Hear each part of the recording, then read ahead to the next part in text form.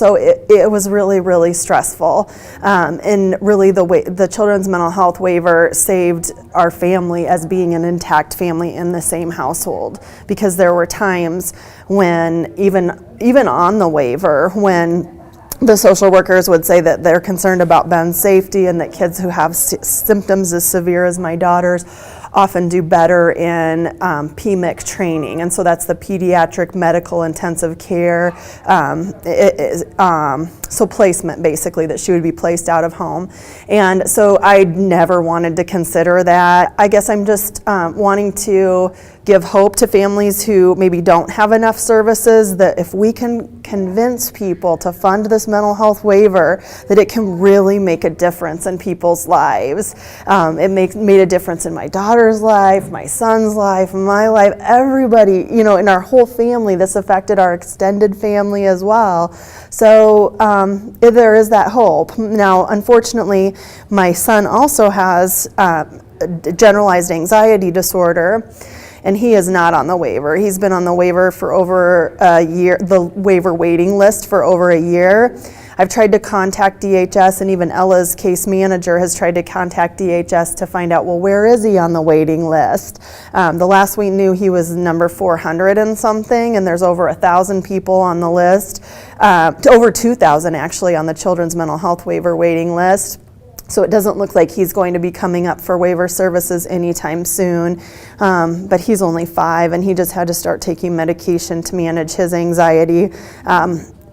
Because we don't have the therapy, with Ella, it was kind of medication or placement. So we're going to try medication, because placement, I want my child with me. She has a home, and I don't want to have to place her out of home. That's a last resort. But Ben, since he doesn't have the services available, since he's not on the waiver, medication was something that I had to consider sooner than I did for Ella. I have a professional job that I've had for almost 14 years now, and have very good health insurance. And even with the health insurance, before Ella got on the waiver, I was paying over $300 a week out of pocket for her co-pays or things that weren't covered. Our health insurance said we'll only cover 20 OT visits per year, and so the other 32 weeks out of the year, I would have to pay $174 an hour for OT. That's just OT.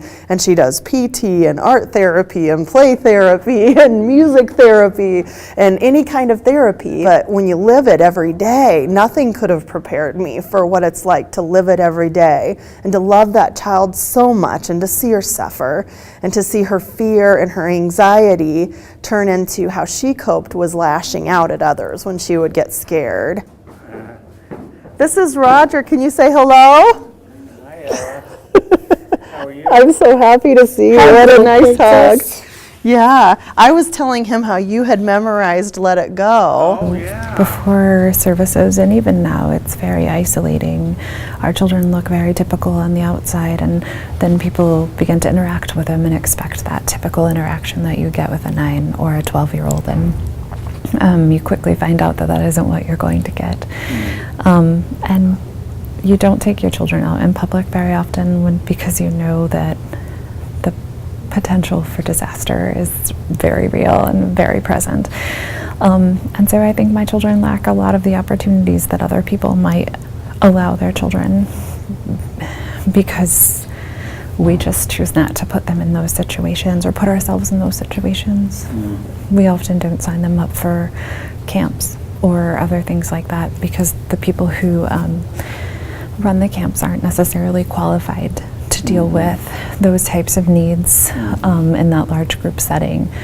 Respite can help with that. Your respite provider could go to the camp with the child and bill the respite hours for that if you wanted your child to have that experience.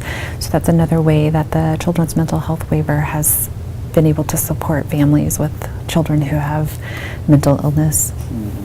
The support that can be given to families through the Children's Mental Health Waiver is invaluable. We've been on the waiver for 2 years, and the change in our family dynamic, the change in our family's ability to leave our home comfortably and interact with others has increased dramatically, and I'm hopeful that we can help other families access these funds more readily. Mm.